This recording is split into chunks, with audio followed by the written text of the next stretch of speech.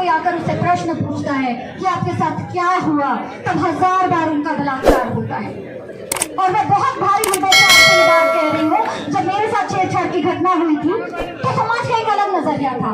लोग सोचते थे कि शायद कुछ गलत हो गया है, घर वाले छुपाने का प्रयास कर रहे हैं। जब आप सड़कों पे चलते हो तो लोग इस तरह देखते हैं जैसे 1000 सीसीटीवी कैमराज आपको घूर रही हो, जैसे आपने कुछ गलत किया है। क्या आपने कभी सोचा है कि जो बेटी देश और विदेश में आपका मान बढ़ाती है, जिसको आपने सशक्त किया है, जिसको आपने खड़ा किया है, वो बेटी किस दौर से गुजरती होगी जो 1000 दफा एक व्यक्ति आपसे फिर वही प्रश्न करता है कि बताओ तुम्हारे साथ क्या हुआ। अरे बताना जरूरी है क्या? क्या हमारे साथ किस तरह की हिंसा है? अरे बताएंगे तभी समझेंगे क्या? क्या आपके घर पे बेटी और बहनें नहीं है? क्या वो जो महिला जनप्रतिनिधि इस बात को नहीं समझती कि वोट के समय जब आप बेटी पढ़ाओ बेटी बचाओ का आंदोलन देते हैं, जब आप वोट के समय महिलाओं की समानता का बात करते हैं, तब इस समय जब महिलाएं सड़क पर उतर कर अपनी अस्मिता की दुहाई दे रही है, आपका जमीर आपको किस तरह गवाही देता है ये मैं नहीं जानती। मैं एक बात का आह्वान इस मंच से करना चाहती हूँ कि छत्तीसगढ़ प्रदेश के कोने कोने से इस आपके आंदोलन को न सिर्फ हम समर्थन देंगे, बल्कि जहां हर जगह संभव जो सभा हो पाएगा,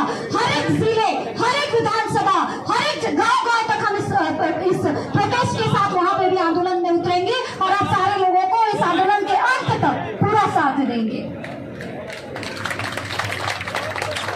इसके साथ ही मैं एक और विषय आपके बीच में रखना चाहती हूँ कि जितने भी यहाँ हमारे देश के गौरव हैं, हमारे खिलाड़ी किसी से भीख नहीं मांग रहे हैं।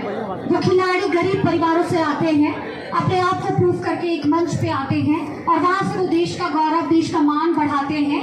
तो मैं उन लोगों से जो सत्ता में बैठे हुए हैं और उन लोगों से भी जो सशक्त है ये कहना चाहती हूँ कि आप बेशक हमारे खिलाड़ियों की मदद पैसों से ना करें, वो भीख नहीं मांग रहे, लेकिन उनकी गौरव बढ़ाने के लिए, उन्हें सशक्त करने के लिए इस तरह ये देश की बेटी का अपमान है, ये देश के खिलाड़ियों का अपमान है। कल शाम को जब हम यहाँ आए थे, हमारी चर्चा हो रही थी, इनके फिजियोथेरेपिस्ट को बता रहे थे कि किस तरीके से अलग अलग जरूरतों के हिसाब से उनको सप्रेस किया जाता है, उन्हें इस तरह की चीजों में आने के लिए प्रेरित किया जाता है। आप मुझे एक बात बताएं, एक बेटी अपने घर से FIR लिखाने तक निकल के नहीं जा पाती है, जब बेटियां घर से बाहर आकर देश का मान बढ़ाने के लिए उस मंच तक आती है, उस समय अगर आप उनके विश्वास को डगमगाते हैं, उनके साथ इस तरह की शोषण के खिलाफ भी आवाज नहीं उठाते, तो ये आपके लिए प्रश्न चिन्ह है। आपको तय करना है कि आप सत्ता के अहंकार और उन हैवानियत करने वाले हैवानों के साथ हैं या देश के गौरव इन युवाओं के साथ हैं। धन्यवाद।